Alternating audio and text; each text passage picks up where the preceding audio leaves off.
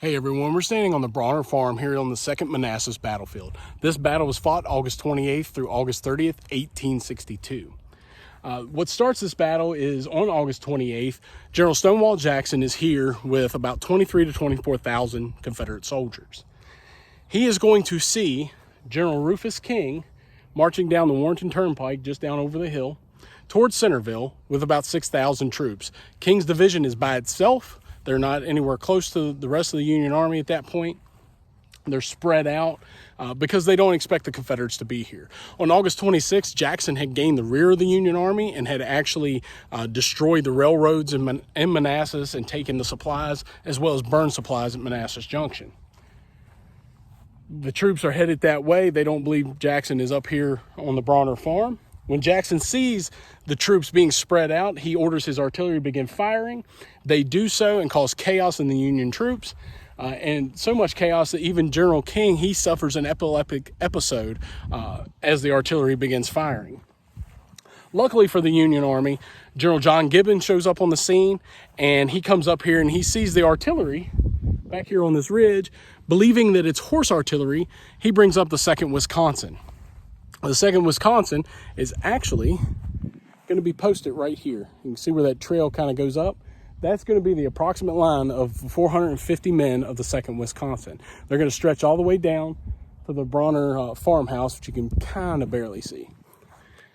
When they get up here, they'll see that artillery over there. That artillery is going to retreat. The Wisconsin men have only been in one battle. That battle was the first battle of Manassas, and they lost handedly to General Stonewall Jackson and the Stonewall Brigade. Out of the woods, after the artillery retreats, is going to come out the remaining 800 men of the Stonewall Brigade. Those men are going to form up on that ridge, but the Wisconsin men aren't going to run. They're going to keep their position here, and they're going to load their weapons, and they're going to await the Stonewall Brigade. The Stonewall Brigade is going to march down, and they're going to actually come up right here to this fence line. When they do so, if you look, it's kind of hard to see on video, but if you come out here to this battlefield on this first part of the fight, you can see where the Wisconsin men are and where the Stonewall Brigade is. There's about 40 yards roughly between them. It's a very close proximity for soldiers to be, even for Civil War times. They're going to fire at each other all afternoon.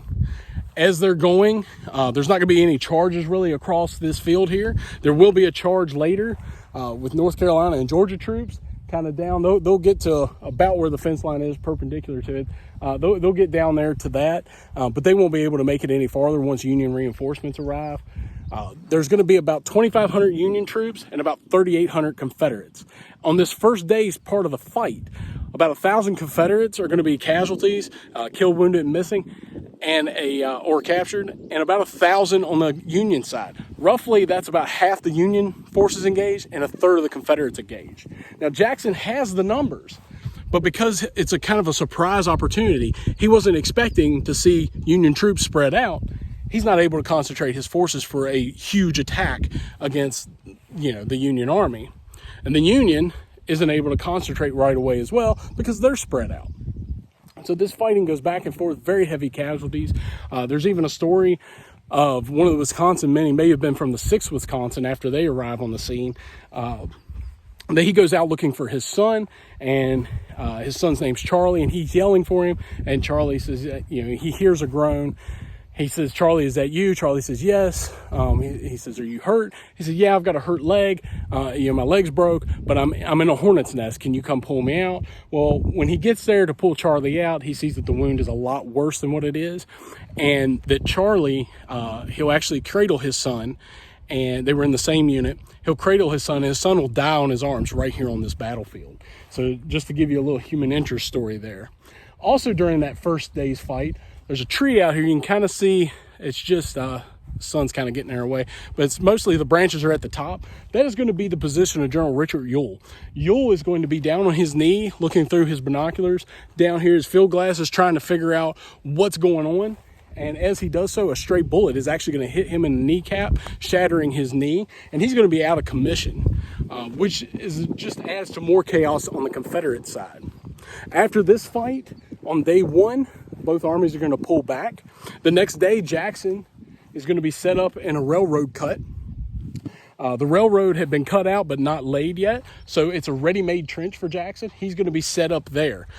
Pope thinks he's got an opportunity to embarrass the great Stonewall Jackson. Jackson's already embarrassed him by getting in his rear and burning his supplies. He's now going to destroy Jackson. Jackson's isolated. He can take him out. He knows that Robert E. Lee and James Longstreet are coming. They're very close. They're at Thoroughfare Gap. And Jackson also knows this. Jackson has a stand-up fight here. The Union Army concentrates all their forces here, and they attack Jackson. Jackson's line is broken in several places. Even at times, the men are fighting, throwing rocks as they're starting to run low on ammunition. But Jackson's men hold. Artillery is brought by the Confederates over here, firing into the Union flanks as they attack. Lee and Longstreet arrive on scene up toward Chin Ridge, which is going to be to our east. And they're going to launch a counterattack with about 30,000 Confederates. Pope has paid them no mind. He is set on destroying Stonewall Jackson. He's been embarrassed. He's set on against Jackson, which is a fault because now he's getting decimated by General Longstreet and 30,000 Confederates. The Union Army is able to hold along Chin Ridge long enough to get a retreat going, but by August 30th, they are pushed out of Manassas, and there will be another fight up toward Chantilly at Ox Hill, where the Union Army will lose more generals and more troops, and another embarrassing defeat. So this is really just a very quick, brief overview of the Second Battle of Manassas. There's a lot to see here. This is the first, really the first day's battle is here at the Bronner Farm, but you can walk this whole field. You can see the deep railroad cut. You can see the artillery positions of the Confederates, the advance of the Union, especially the advance of the 2nd Wisconsin. And I want to note too that while the 2nd Wisconsin, this was really their second battle, they're going to have other Wisconsin troops come in.